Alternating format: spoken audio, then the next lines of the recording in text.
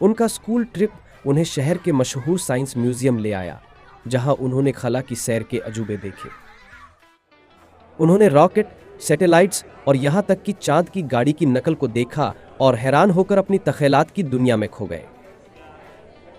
फिर म्यूजियम में एक दिलचस्प ऐलान गूंजा।